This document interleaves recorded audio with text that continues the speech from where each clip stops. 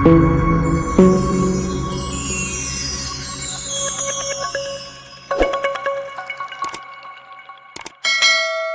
की कीमत क्या है? गौतम बुद्ध। दोस्तों, आज की इस गौतम बुद्ध मोटिवेशनल के जरिए हम आपको बताएंगे कि बुद्ध के नजरिए से हमारी जिंदगी की कीमत क्या है। हम में से बहुत से लोग अपनी जिंदगी की वैल्यू नहीं समझते और अपने जीवन को ऐसी चीजों में बर्बाद कर देते हैं जिनसे हमारा नुकसान ही होता है। कुछ लोग अपनी जिंदगी शराब के पीछे बर्बाद कर देते हैं, तो कुछ लड़कियों के चक्कर में, और कुछ अपनी सारी जिंदगी पैसा पैसा करके बर्बाद कर देते हैं। आज की इस गौतम बुद्ध मोटिवेशनल के जरिए आप जानेंगे कि हमारी जिंदगी कितनी कीमती है और हमें अपनी इस कीमती जिंदगी को किस तरह जीना चाहिए। एक बार की बात है, गौतम बुद्ध अपने शिष्यों को जिंदगी से जुड़ी अच्छी बुरी चीजों का ज्ञान दे रहे थे। सभी शिष्य उनकी बातों को बहुत ध्यान से सुन रहे थे। उन सभी में एक शिष्य ऐसा था जिसे प्रश्न पूछने की बहुत आदत थी। वो उठकर गौतम बुद्ध के पास गया और उनसे बोला, आप हमें जिंदगी के बारे में जो कुछ सिखा रहे हैं उस सब का क्या फायदा, क्योंकि हम में से बहुत से बच्चों को यह भी नहीं पता कि हमारे जीवन का मूल्य क्या है और ये जीवन हमारे लिए कितना कीमती है। पहले आप हमें ये बताइए कि इस जीवन का मूल्य क्या है। गौतम बुद्ध की बात मानकर वो शिष्य बाजार की तरफ चला गया। बाजार में सबसे पहले उसकी नजर एक फल बेचने वाले पर पड़ी और उसने वो पत्थर उस फल वाले को दिखाया और बोला, इस पत्थर के बदले आप मुझे कितने फल दे सकते हो? फल वाला बोला, ये पत्थर कुछ खास तो नहीं है, लेकिन फिर भी इसके बदले में तुम्हें 10 केले दे सकता हूं। वो शिष्य उस पत्थर को लेकर आगे चला गया। फिर उसे एक सब्जी वाला मिला। शिष्य ने उस सब्जी वाले से उस पत्थर की कीमत पूछी।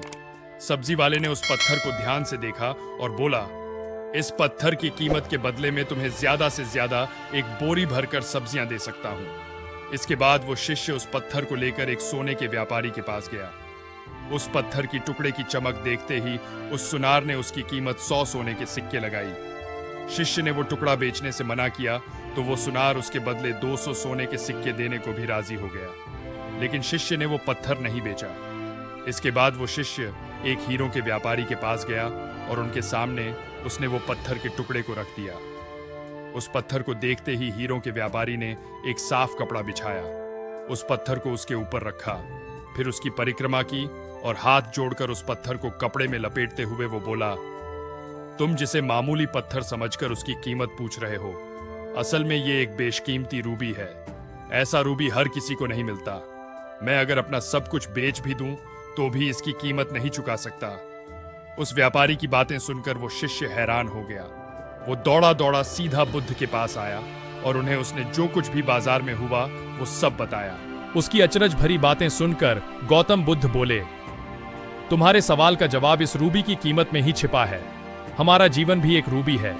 रूबी की तरह यह भी बेशकीमती है, लेकिन हम इस बात को हमेशा नजरअंदाज करते हैं और अपने जीवन का मूल्य नहीं समझते।